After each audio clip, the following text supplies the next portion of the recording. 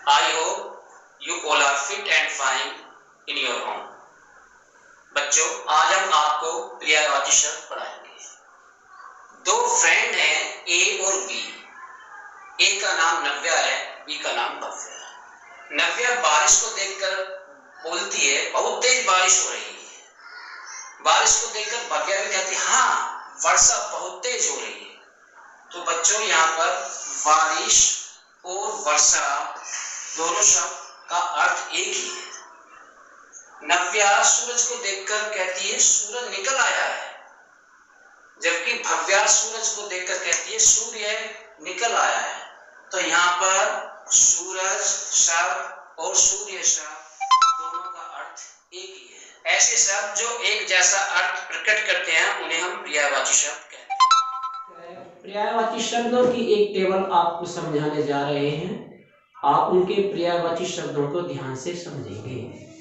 First number पर है आकाश।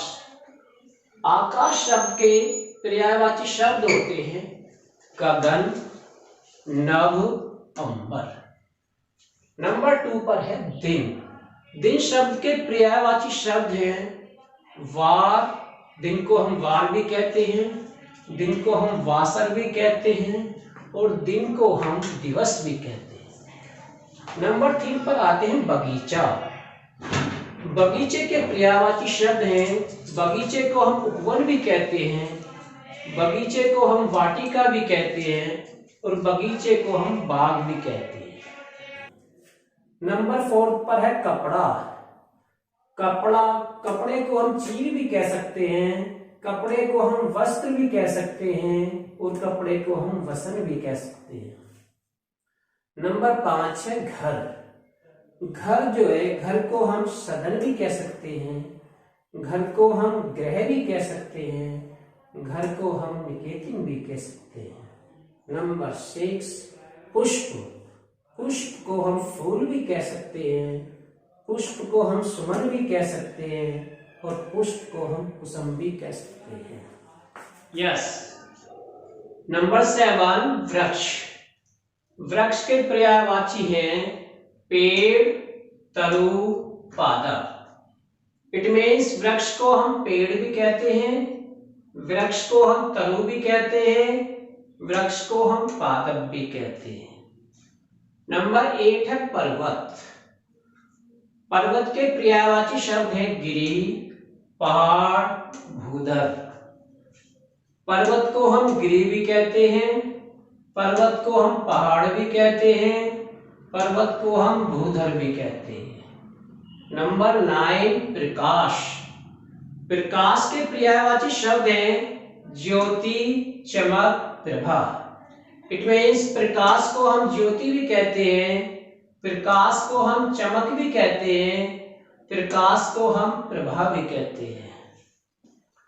Number 10 वर्षा। वर्षा शब्द के पर्यायवाची शब्द हैं बारिश, बरसात और पावस।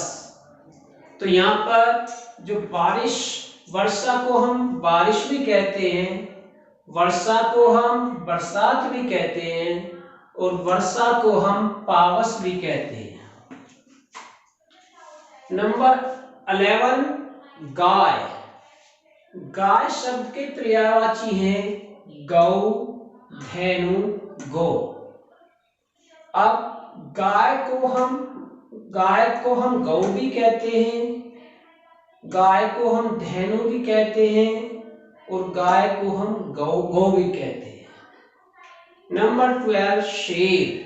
शेर शब्द के पर्यायवाची हैं शेंग, वनराज, कीहरी।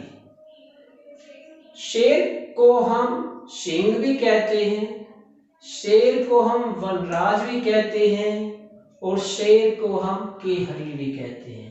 तो इस तरीके से मैंने बच्चों आपको 1 से 12 शब्द तक की एक आपको टेबल जो है वो कराई है और आशा करता हूं कि आपको ये टेबल अच्छी तरह से समझ में आ गई होगी। धन्यवाद।